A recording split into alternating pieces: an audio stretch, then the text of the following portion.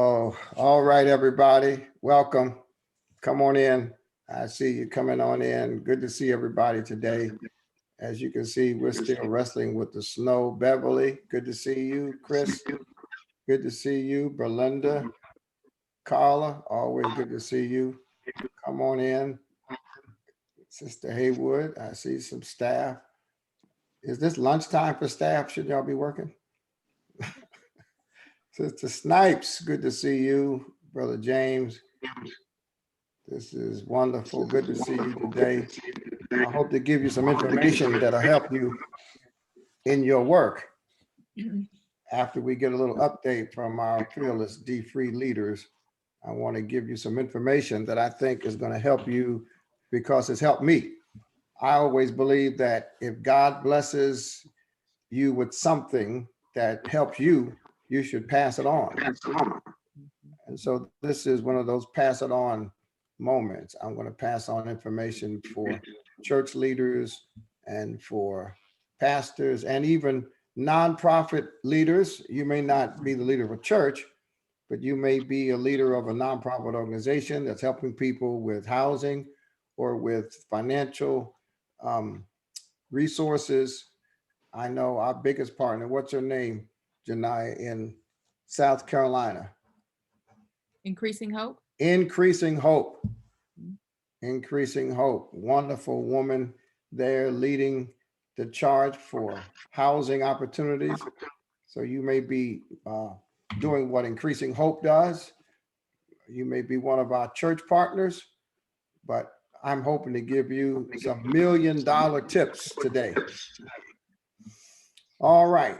Listen, Janaya and Tamika are on. I want to say this to you publicly because it's so important. These Monday night coaching sessions and Monday night interactions, the new D-Free Academy that's inviting people to share on Monday night, I think is the most powerful thing I have seen or experienced since D-Free started in 2005.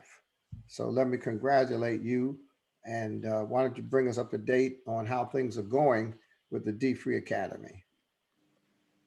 Excellent. And thank you for that compliment. We are at week 5 of our D-Free Academy inaugural course. We have over 1,000 people registered. We have on average about 250 people every Monday night that are coming on with us to be coached through the D-Free process. So they're taking the D-Free course online. So to anyone that's interested in taking it, you can register at mydfree.org. But those sessions have been really encouraging, one, because we get to see people's transformation in real time.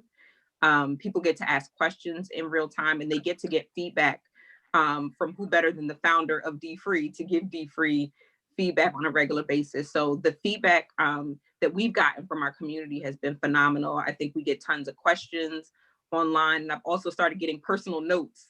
So people's lives are really being changed. And so it's just a powerful way for us to interact and be closer to our community as they go through the D-Free process.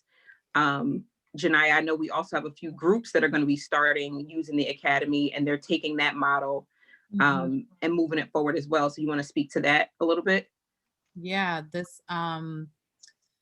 this month, actually, February, Catherine on our training engagement team and Shonda with our churches is helping to utilize and bring in the Academy for their experience as well as they're going through. So they're actually modeling after what the two of you are doing. So they're able to utilize the coursework and Dr. Soaries' videos and the 12 steps. And then they're doing Zoom check-ins and Zoom sessions.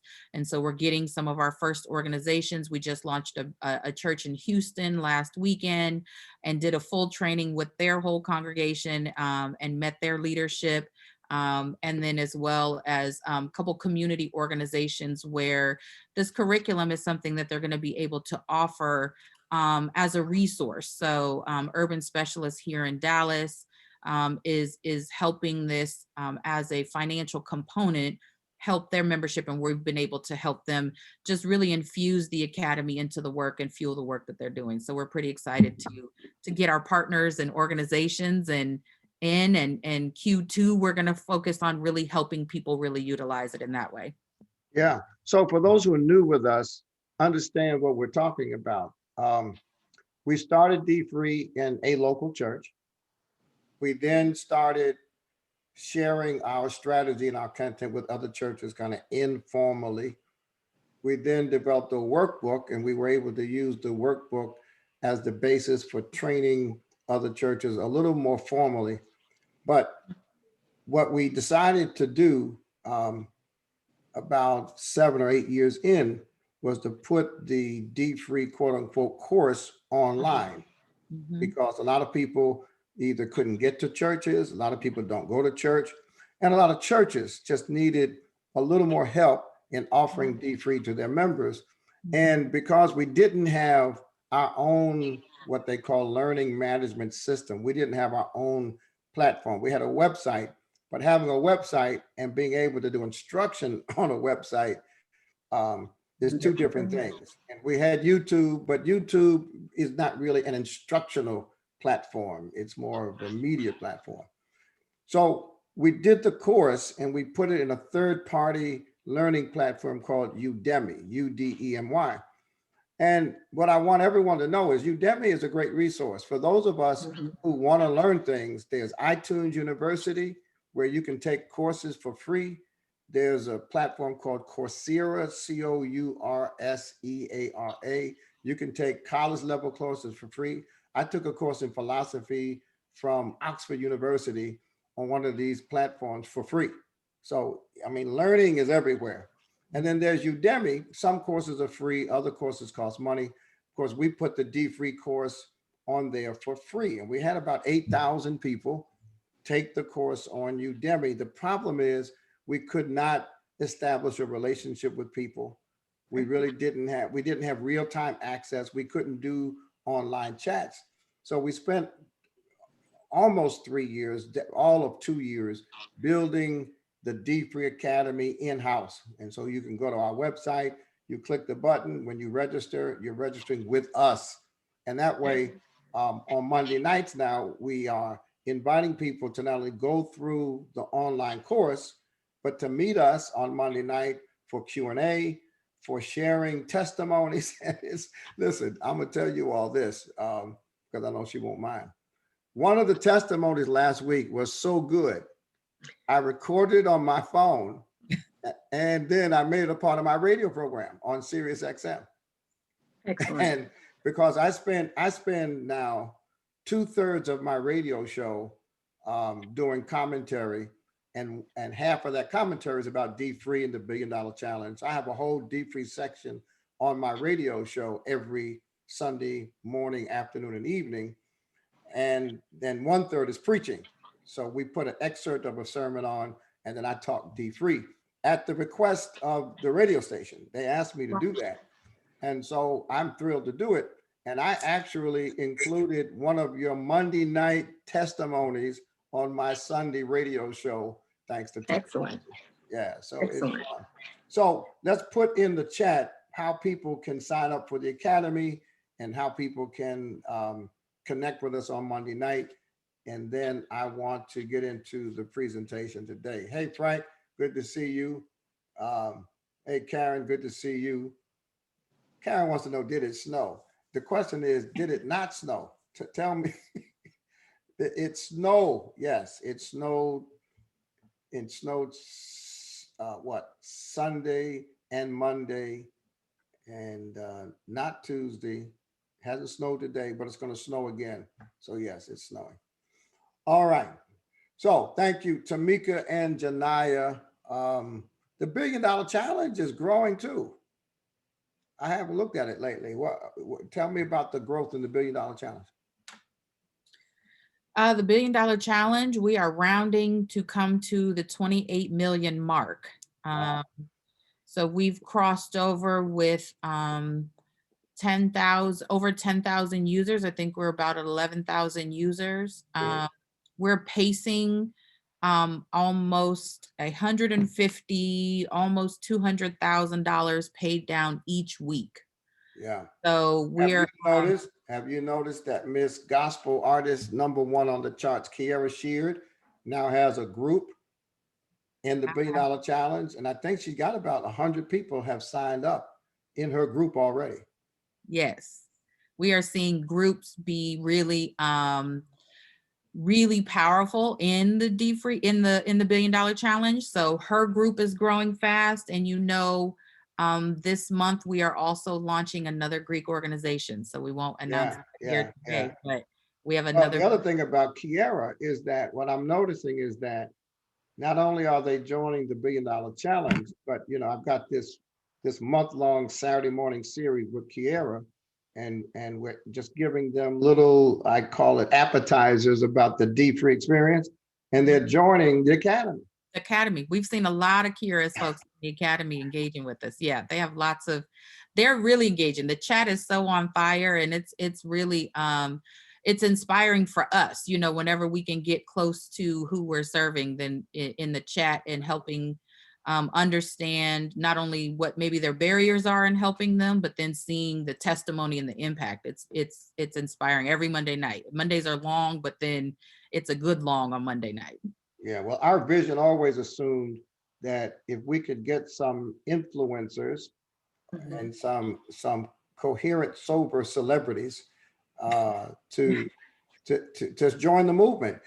Kiara gets it. She doesn't have to do anything, but she allows us to leverage her brand, and she leverages our content, and it's a win-win. I've gotten about 1,500 new followers personally on Instagram just from hanging out with Kiara Sheard. It's ridiculous.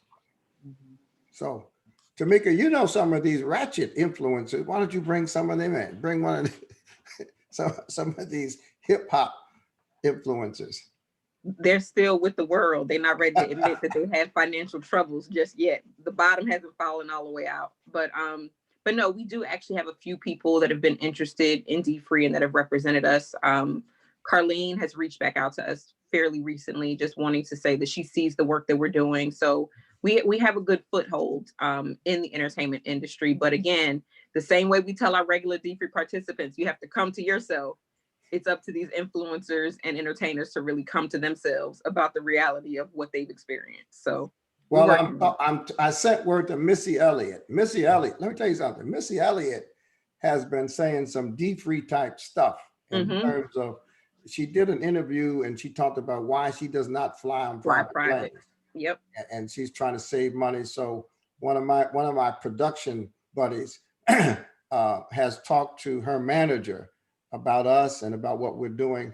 And I'm hoping to get Missy Elliott to come on and either podcast or webinar or Billionaire or something, because I like Missy Elliott anyway. And I like her more now that she's talking this way. Yeah, absolutely. All right, folks, you all have some questions in the chat. You all should start answering those questions. I'm going to ask one question. I need to know before I get into this. Walter McDowell wants to know, what is the $1 Billion Challenge? That's a good question, Walter. Why don't you type an answer to him? Yep. Okay. But Walter, just generally, our goal as a team is to get 100,000 people to pay off $10,000 in debt. And we have a platform that you can use, and they'll send you links to it, and you'll see how it works. It's all free, obviously. It's not a fundraiser. It's trying to create wealth by starting with debt pay down.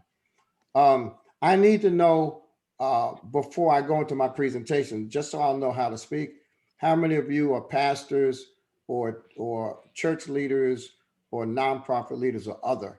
So if you would just answer that question in our little poll, that will help. And then while you're doing that, I'm going to prepare my screen for the presentation of the day. Thank you, ladies, for helping out today.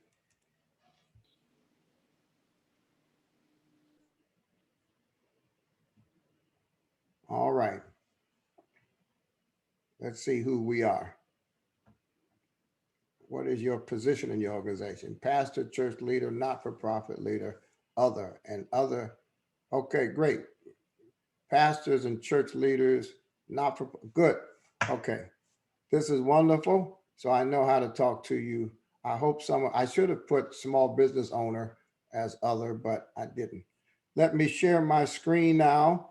And my topic today is how to attract additional financial resources to your organization or your church. And if you're a pastor, this is specifically designed to answer the question, how to attract resources to my church without increasing tithes and offering. Now, I'm not suggesting that you don't want to increase tithes and offering. What I'm saying is that there is a way to increase your revenue beyond your tithes and offering. Our revenue at First Baptist, where I've been for 30 years, our revenue has increased every year for 30 years. So our revenue has increased, but we also have been able to increase our revenue beyond tithes and offering. And then, of course, in my nonprofit, I'm affiliated with and actually chairman of 3 or 4 nonprofits. I've had to figure out a way to increase revenue in my nonprofits beyond individual donations. Now, I say 5 sources of revenue. Somebody remind me before we finish at 1 o'clock to mention 3 or 4 other sources and why I didn't include them in this presentation. But in addition to these 5, there are 3 or 4 others that I have used, but I don't recommend them to everybody because they're a bit complicated, and you would need more guidance in using those strategies than I have in this presentation. So here we go. 5 sources of revenue, and this is above your normal flow of income in your nonprofit.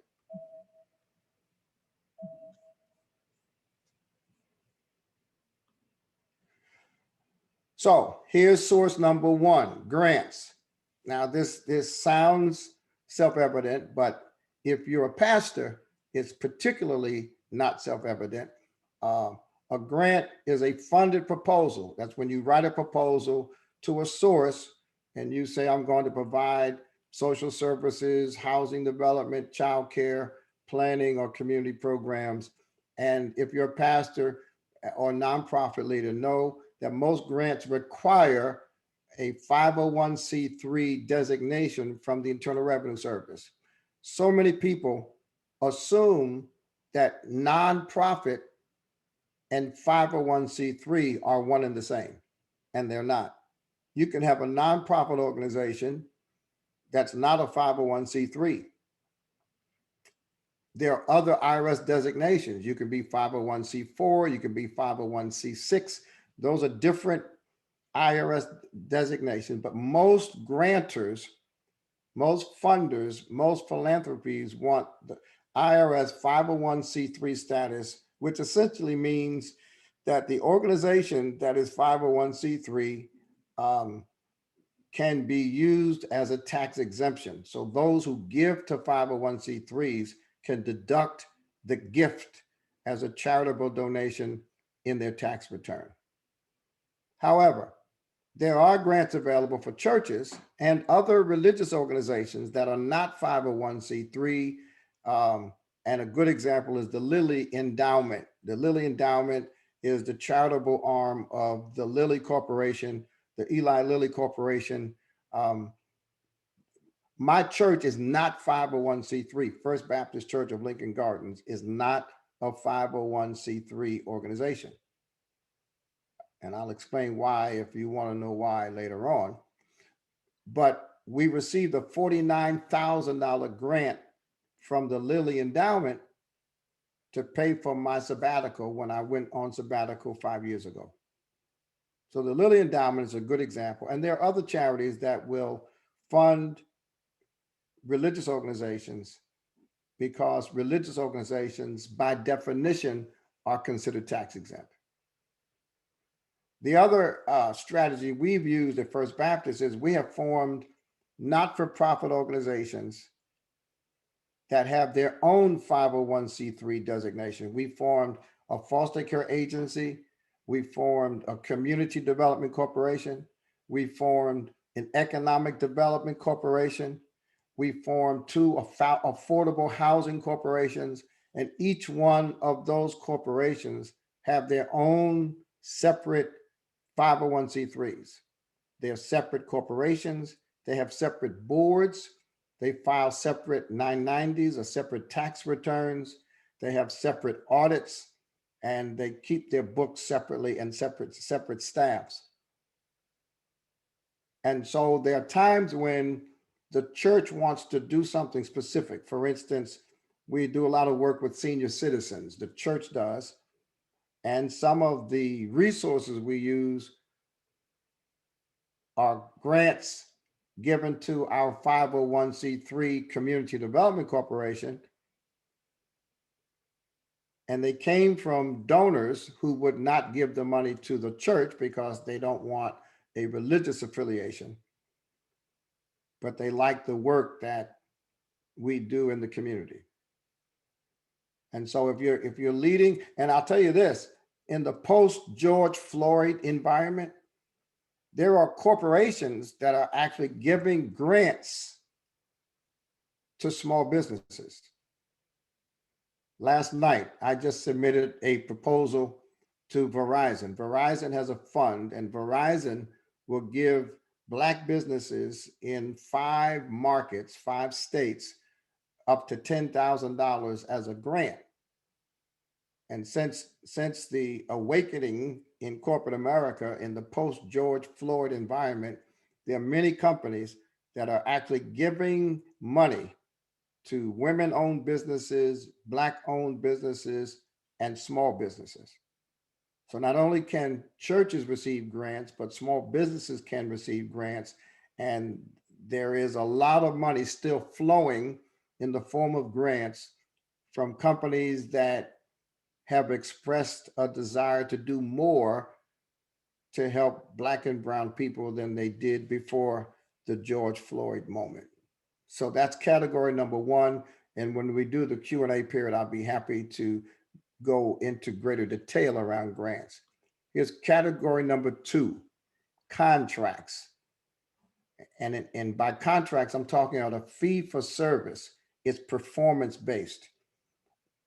When our foster care organization worked with the state of New Jersey, we were working under a contract, and the contract basically said we will recruit and train new families to become foster parents. The state of New Jersey had difficulty, like most states, recruiting people in general and Black people in particular to take in foster children. And the governor actually came to us and asked us if we would do it. I did not want a grant from a Republican administration, thus linking me more closely than I wanted to be. I cared about the children. And so we constructed a fee for service performance-based contract. We looked at how much it would cost to do the work. We projected how many families we could likely recruit and train. And we came up with a unit cost. In other words, if we've done all that we need to do to get one family, how much has it cost us? And there are people that can help you do that kind of analysis. And based on that unit cost, every time we recruited and trained a family who was licensed, they had to be licensed. That's the performance criteria. Then we sent the state an invoice and they reimbursed us for our expenses plus about a 15% markup for administrative costs. And that's the example in our lives of a fee for service contract. Is performance-based. You can do it with government agencies. We had a fee for service contract with a bank. When we were borrowing money to build our new church, every time I went to the bank, no matter what floor I was on, I never saw Black people. First floor, second floor, third floor. So by the time I got up to the 4th floor to meet with the president, the first question I asked him was whether or not they hired Black people. And I didn't want to be guilty of having a church that was building a structure, borrowing money from a bank that doesn't hire Black people. And the fact is, because of the way the bank had situated its operations center, it was too remote for Black people to get to without cars, and there was no public transportation that made it accessible. And so I said, if you're looking for workers, at that time they had 400 vacancies that they needed filled. And I've got a church full of Black people who either need jobs or they got somebody living in their house for free that needs a job. And so we put together a contract and we said to the bank, we will find you people. We will recruit people, we'll pre-screen them, we'll help them with their resume, we'll buy them clothes if they need a new suit or a new dress. And all we want you to do is to pay us the same fee that you would have paid an employment agency if the employment agency had been successful in finding you employees. So we structured a deal with the bank. This was the church, not the CDC, not any of our nonprofits. This was the church. Well, maybe it was the CDC. I forget what it was. It was a while back. But for every person we placed, if it was an exempt employee, they paid one fee. If it was non-exempt, they paid another fee. And we probably made close to $200,000 off of that project, but it was based on performance. It wasn't philanthropy. It wasn't because they felt guilty about slavery. It wasn't because they liked my preaching. We provided the service and they paid a fee that was reasonable, but it was market based. And I know churches that have performed transportation services. There's a church in Wisconsin that has actually partnered with a senator to create a transportation service to help people get to work. There are churches, the Nation of Islam for many years had contracts to provide security services in public housing. There are churches that provide after school programs and educational tutoring and nutrition programs. And these aren't grants. These are contracts to perform services that need to be performed. And if a church, I've said in testimonies before Congress, if my church can construct a, one of those bombers, I forget, a B-52, yeah, B-52 bomber. If the Defense Department needs a new airplane and my church can prove that it can make the airplane and it can compete price-wise, then my church has a right to get the contract. So when we talk about faith-based access, that's the kind of conversation we have. I wrote the first white paper for the first government faith-based office. And that was the framework for faith-based initiatives doing business with the government. And what happened was, both on the federal, state, and local levels, I think the concept of faith-based initiatives became so politicized, it turned a lot of people off, particularly church leaders. But that's the notion. The notion is that just because you are a religious organization, it should not disqualify you from doing work that needs to be done. If you can do it with excellence and at a reasonable price, then you should have a right to at least bid and get the work. So that's category number two, contracts. Category number one is grants. Category number two is contracts. I know a church in Indianapolis that had a contract with the city, and its young people cleaned up the parks in the summertime. They had to pay somebody, and they paid this organization, and the organization hired young people, and they created a summer jobs program without any extra grant funding. Category number three is sponsorships. And by sponsorship, you see the definition. I'm talking about opportunities for public or private entities to provide financial or other resources to support various activities. My son is a basketball guru and basketball trainer and all things basketball. And he wanted to organize an event in the community for young people and for families to come out and see a kind of basketball exhibition. And in order to meet his budget, I think the event cost about $15,000. And in this small neighborhood that is predominantly low and moderate income, in order to meet that budget, he had to sell something like 500 tickets, and he was charging $10 a piece. And I told him he was going to go broke because There aren't 500 people in this neighborhood who can afford to pay or willing to pay $10 uh, for an event like this. It's a nice event. And of course, he had already started advertising the event. He had been working on the event. He had all of his talent. He had these basketball stars coming from near and far. And he said, well, what am I going to do? And I gave him a list of 5 people. And I told him, write these people and ask them to be your sponsors. The first being a local bank, the second being a local organization. And of course, this is a small example, but sponsorship. There are people who will sponsor various activities. They'll sponsor webinars. They'll sponsor seminars. They'll sponsor conferences. Because they want, first of all, they want a relationship. And you want sponsors who are looking for a relationship. You don't want just sponsors that'll throw money at you, because that's not sustainable. And the people who throw the money the quickest are usually the ones you really don't want to identify with. But you want a local bank that's trying to get more customers from your church, from your constituency, or from your neighborhood. You want an auto dealer who wants his or her reputation in the community to be identified with the activity that you're involved in. And I'm not just talking about buying tickets to a banquet, even though that's a form of sponsorship. I'm really talking about a brand that wants to work with you over 3 to 5 years to establish their brand and to benefit. It's got to be mutually beneficial. The reason Prudential has been a sponsor of D-free activities for the last 10 years is because they get reputational value and they get market penetration. There are people today who have Prudential policies because they see Prudential being committed to supporting efforts in Black neighborhoods.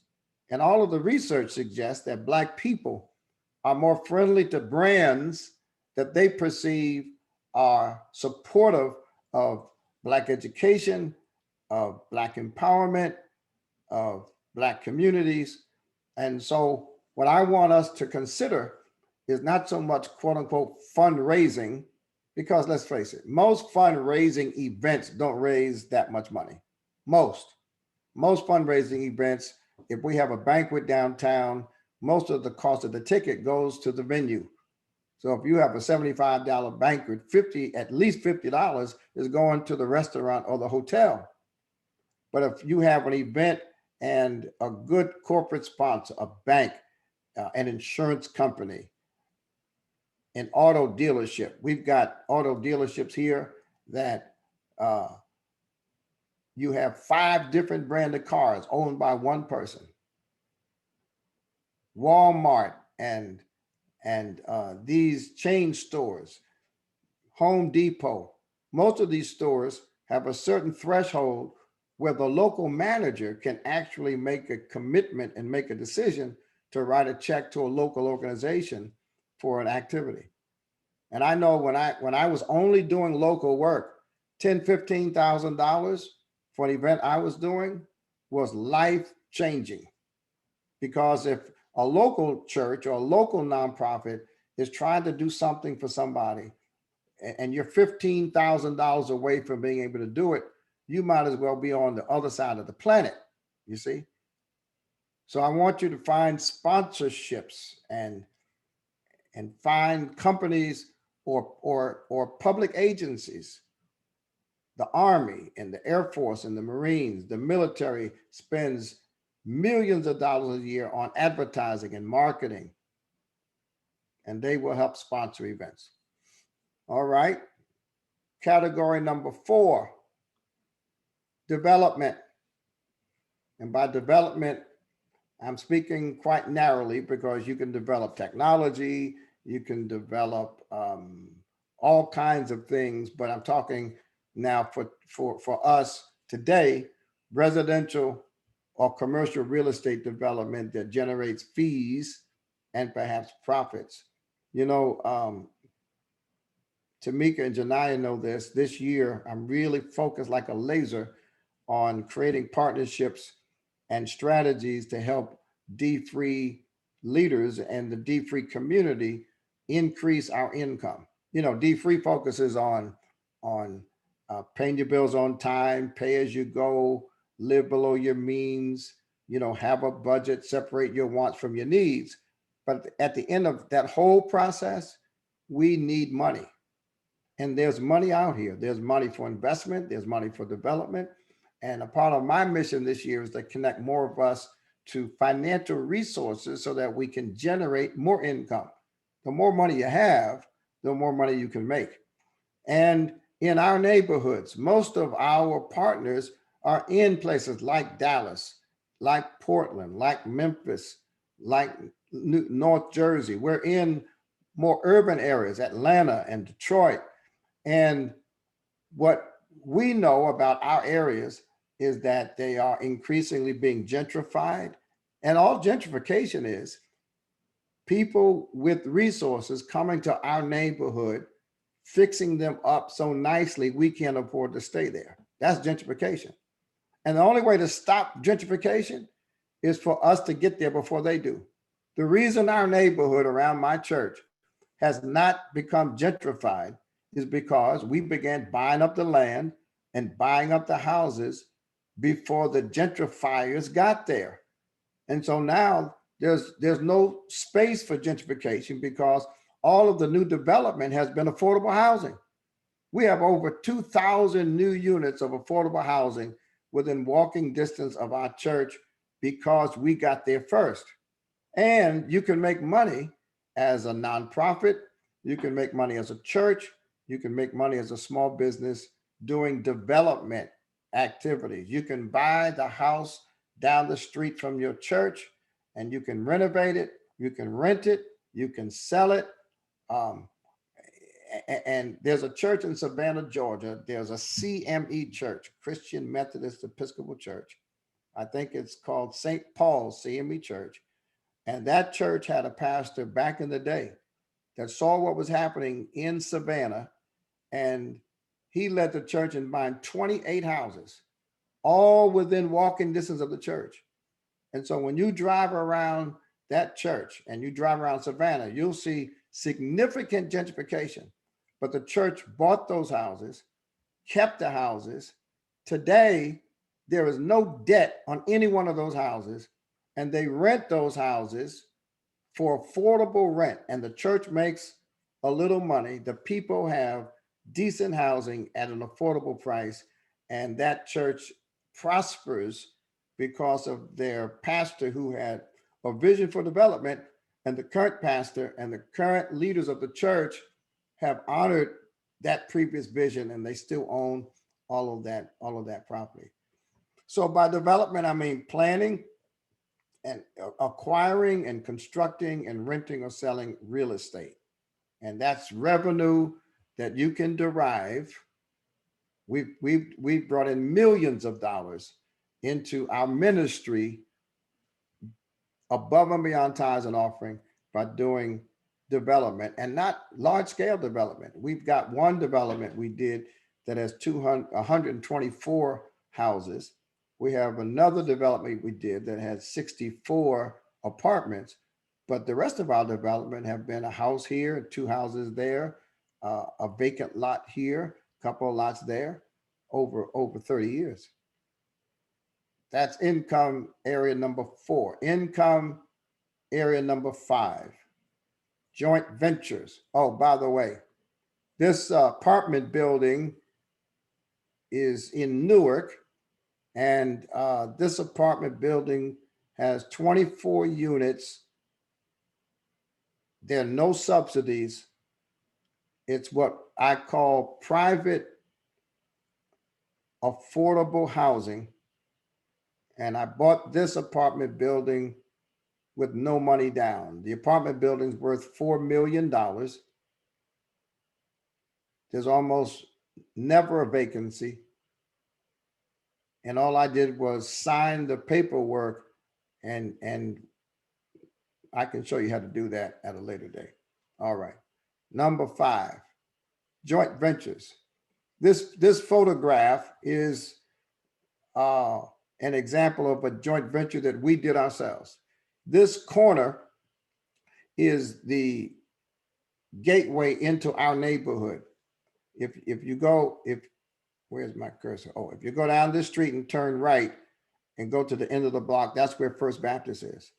And this corner was an abandoned bank building, actually the bank that we did the employment program with, and the bank that we borrowed the money to build our new church from, owned this corner. And it was abandoned because when they merged with another bank, they didn't need this building. And so I was able to convince them to give us the building for $1, this building. And then if you look right over here, there's a little building. We've torn it down now. We're going to build a smaller version of this right over here. But they gave us both buildings for $1. We used that building for a few years. We developed the plan and the funding, tore that building down, and we built this. This is a senior citizen project, 64 units of affordable housing here, right? We were going to put retail over here, but we were nervous because by the time we built this, the retail market was getting very, very soft. So we turned all of this into apartments. 5 units are dedicated for homeless veterans. The first couple that moved in this building had lived in their car for 6 months, a veteran and his wife. This is the front of the building. This is the building from the side. Now this right here is this right here. And this space, all of this space at the bottom of this side of the building is leased from us by the County Board of Social Services. So all of these people, if they have any problem with their Social Security check or any of the other government benefits, all they have to do is walk downstairs and from the door here to the door here, and they can see any of the government representatives that work with them on their government benefits. When we tore down the old building, we owned the land. We had little debt on the land, but we owned the land. But what we did was create a joint venture with a young Black real estate developer. And we put together the paperwork, and they did all of the financing for the construction. They hired all of the architects, all of the contractors. They did everything. We dealt with the local politicians. We dealt with the approval process to build the building. And they put together all of the work, did all of the work, and we share in the revenue. They manage the building. And it's an equity partnership. And after 15 years, that partnership gets redefined because the funding for the tax credits expire. I won't get too detailed, but this is a joint venture. We jointly own this with a private, for-profit, Black-owned real estate company. And it was the biggest project we've done, but it was the easiest project we've done because we decided it's better to have half of something wonderful than all of something not so wonderful. And we needed that level of expertise to build this level project. This is the lobby on one of the floors. This is not the first floor, but every floor, when you get off the elevator, looks like this: beautiful wooden floors, a little sitting area for the residents. This is the most, this is affordable housing that doesn't look like affordable housing. What I said to our partner was this: I don't want something looking like public housing, even though it's for low income people. And so this housing looks like market rate housing. It's designed like market rate housing. Everything from the selection of the wood to the colors, but it's affordable housing, and only people who have low and moderate income can get an apartment here. However, for us, we get a check every year based on the revenue. And at the end of the process, we can cash out if we choose to because of the value. So those are the five, those are the five, let me stop.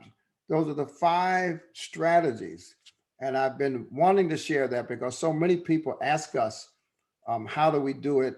And I'm working with groups of pastors in other parts of the country. And I know it's not central to the individual D-free concerns, but every second Tuesday of the month, I'm going to bring more information. When I host the webinar, I'm going to bring more information that expands beyond the traditional, I'm broke and I need help conversation. And this one is particularly helpful, I think, for leaders. All right. Pastor Dixon, good to see you. Thank you for your encouragement.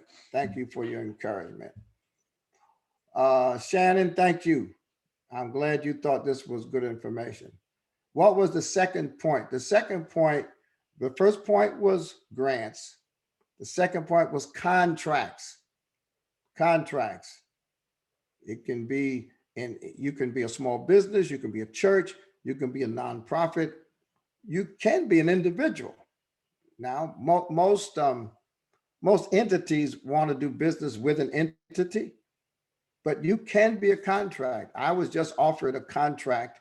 I do all of my work, my personal work, through entities because it helps me out from a tax perspective as much as I can be helped. But there are times when someone will hire you as an individual consultant or an individual contractor. If you can perform a service that someone else needs and they have budget to pay for, you can get a contract as an individual. So this is Q&A. Am I going to get help with Q&A, or I got to read it myself and then try to answer? I'll read them for you. Oh, good. Okay. Thank you. So we have Carla Tucson who's asking, in doing this, does this mean you can no longer maintain your 501c3 status? No, you can maintain your 501c3 status. The way you lose your 501c3 status is when individuals profit from a nonprofit in a way that violates the 501c3 status. You see? So if a 501c3 pays, for instance, compensation, let's say your 501c3 brings in $100,000 a year and your salary is $99,000. The IRS can say that is unreasonable because this nonprofit seems to exist just to pay you. But no, nonprofit, all five of those strategies are legitimate revenue generating strategies for 501c3 corporations.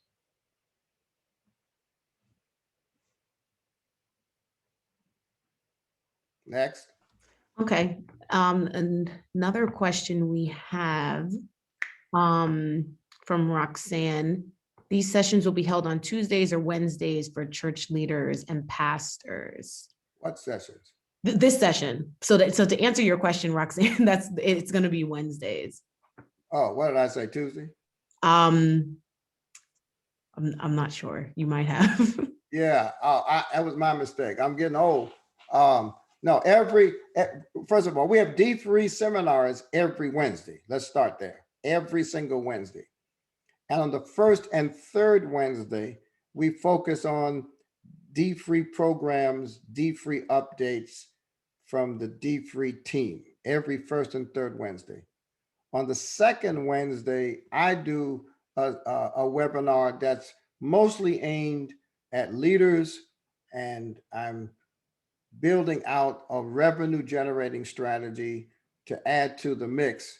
And then on the fourth Wednesday, I host an Ask the Experts webinar on a specific subject, and we bring in financial professionals to do a presentation on some aspect of finance that we don't know about because we're not financial professionals. Okay, we have another question. Why is it best for the church not to be a 501c3? Oh, thank you. I asked somebody to remind me It's not that it's best for a church not to be 501c3, but because we are not 501c3, we don't have to file a 990, which means that we can keep more of our church information confidential, because when a nonprofit files a 990, which is the 990 for the nonprofit corporation, is what the 1040 is for the individual. It's a tax return. And because churches are automatically tax exempt, there's no reason to be a 501c3 in that regard. Some churches choose to do it. Some churches choose not to do it. I choose not to do it. I chose not to have our church file for 501c3 status because I did not want to have to disclose the amount of information from my church that a 990 requires. And but all of our nonprofits are 501c3 and they file 990s. Okay. How would you suggest organizing and working with clergy associations to develop partnerships for community and economic development? Yeah, it's very hard because preachers don't like each other. They don't want to admit it, but preachers don't work well together. I'm working with a group in Portland that seems to be very unified. We have a group in Indianapolis that work well together around D3. We've started talking to a group in Memphis uh, that seems to be interested in doing things together. But it's the exception. You know, the Black pastors in Columbus, Ohio, do a great job having a simultaneous revival, but I'm not sure they do a lot more together. My advice is always to churches, first and foremost, figure out what you can do alone, because the time you spend trying to form a coalition and a group is time that could end up wasted if you're not careful. Only thing I know we do well together is protest. And then if there are two or three pastors, I know Reverend Garris down in Charlotte has an emerging group of pastors that seem to have interest in doing things together. But my advice is let it come naturally. Don't force it and don't wait. I talked to a group in Minneapolis just this week, and you know, that's the George Floyd headquarters. And one of their challenges is getting the people there to work together. And I think if we wait for everybody to get together, we'll end up doing nothing. So. Okay. Please remind you about the 3 to 4 other revenue. Oh, yes, yes. You know what, Karen, you need to be on my staff. Licensing is another revenue source. In other words, I have a brand, you know, D3, and there is a way to generate revenue to D3 by licensing the brand to other people who perhaps would like to use our brand to put on one of their products, and they would pay us a fee for it. That's a very tricky, that's a very tricky kind of arrangement. You need a good legal counsel, and you have to be very careful with that. But that is a revenue stream. Another form of sponsorship is naming rights. We just signed a deal for some naming rights where someone well, it's a form of sponsorship, but it's a very particular kind. For instance, in Newark, the big arena there is called the Prudential Arena. Prudential pays the owners to have their name on it. And so if you have a building, I know when we were building our health clinic, and it was almost killing me, and I didn't think we were going to make it. One of my options that I was about to pursue was to invite someone, anybody, to put their names on it and give me a check, because I couldn't close my funding gap. So licensing, naming rights, these are two revenue generating options, but they are a little more technical than many people will ever be able to embrace. And so I'd be careful with that. Merchandising is another, where your brand or your program becomes so popular, like Black Lives Matter. I don't know who owns Black Lives Matter, but it could be that it blew up so quickly that it really became more public domain than registered. But uh, what was I saying? Um,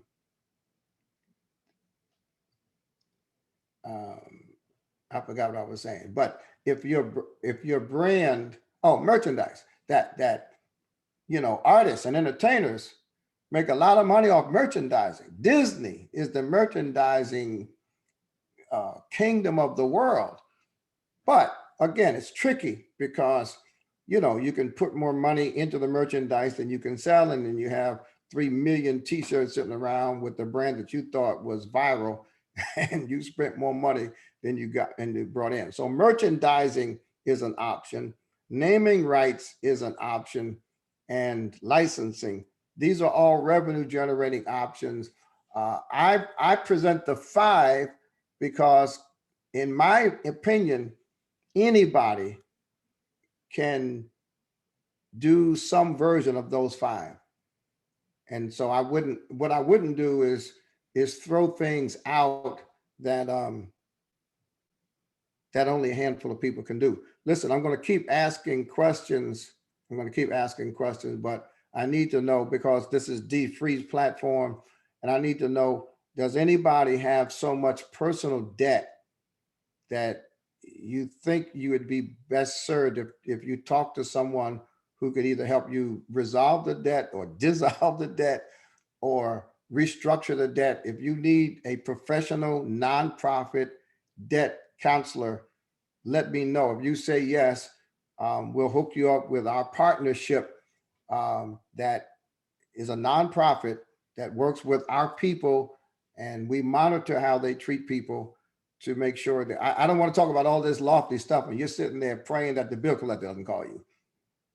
And don't be embarrassed. Your information's confidential. No one will know.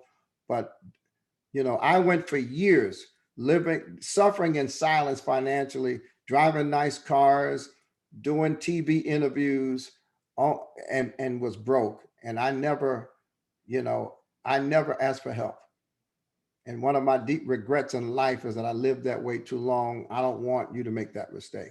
So if you need some immediate assistance, I'm not talking about cash now, but if you need to talk to a professional debt counselor, and it could be student loan debt, IRS debt, you may be behind on your mortgage, let us know and we'll get you some help right away.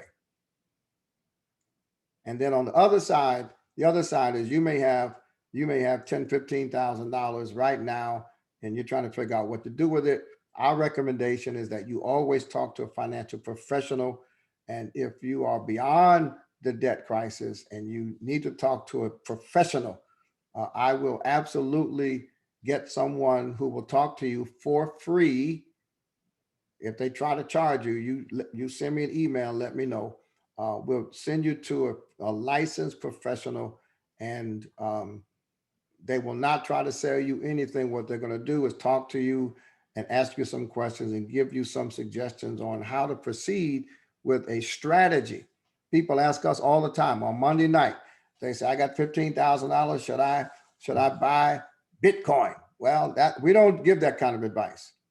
We send you to professionals who can advise you on specific decisions with your finances. And if you'd like to talk to one, I'm happy. I never like to give a presentation without asking these 2 questions, because these are right now needs. All right. Now, do we have any poll results, or should we just keep answering questions? Let's keep answering questions. I only have 1 more minute, but I need to make sure. Here's a question. How did you get into real estate? Well, there are 2 answers. Answer number 1, my grandmother died and left me my first house paid for. I was drowning in debt and I was embarrassed because my Black grandmother had no education, had 6 children, had a husband who was disabled. Yet when she died, she had 3 houses paid for. She left me my first house, and that first house, After I rented it for a few years, I sold it, took the proceeds, bought another house. So my personal real estate started with my grandmother's inheritance. And then I started reading books. I got so tired of being broke. A part of my D-free journey was I started reading books. And the book that really caught my eye was a book written by Robert Allen called No Money Down. And I learned how to buy houses without putting a down payment. And I bought a 3-family house. In fact, the 3-family house that I bought was occupied by Tisha Campbell and her family. And that's how Tisha Campbell and I became good friends, because her mother was not only my tenant, but my superintendent. And the house that Tisha Campbell lived in Jersey was the first house I bought with no money down. So y'all didn't know that, did you, Janai and Tamika? Y'all didn't know that. I did not. That is very interesting. Her mother was my rent collector. You have the weirdest connections to people. I love it. All right, come on. I'm going to take a few more minutes and answer questions, even though, oh no, I got to call Portland. I'm sorry, I got to go. My webinar with the Portland preachers started a minute ago, but they're praying still. You know how preachers do. They're praying and singing. Stop it. I got another minute. Thank you, Dr. Soaries. We'll capture the questions and make sure that we get. Oh, good. So you all do this and say whatever you need to say. I have to go. I forgot about Portland. Oh gosh. But I will say this, in coming weeks, let me tell you what I have though. I have a hookup for financing for people who flip houses. I mean, I'm talking about a legitimate corporate financial company that provides it's really bridge funding. Mhm. One of the biggest challenges with flipping houses, especially in our neighborhoods, is being able to survive between the time you buy the house and the time it's flipped. Yep. And I had a call yesterday, and within 45 days, I'll be able to announce this. It's a great hookup. All right, I'm going to Portland. I think they're probably finished praying by now. Thank you, Dr. All Soaries. right, see y'all. Thank you, everybody, for joining us. If you've dropped your questions in the chat, we'll make sure we collect the list and try to get the answers in time for the follow-up email. Michelle, the recording for this will be available as well, right? Yes. Excellent, excellent. All right, well, we want to honor your time as well. Thank you all so much for joining us, and we will see you next Wednesday, prayerfully, for our D-Free webinar with our training engagement team. We have a massive announcement. So if you are a part of any one of the Divine Nine organizations, I encourage you to consider joining us next week. We're also going to be talking a lot more about the $1 Billion Challenge and some of our successes we've seen with people paying down debt using this tool. So thank you again for joining us for our Wednesday webinar, Wealth on Wednesdays, and we'll see you next week. Take care, everybody. Thank you.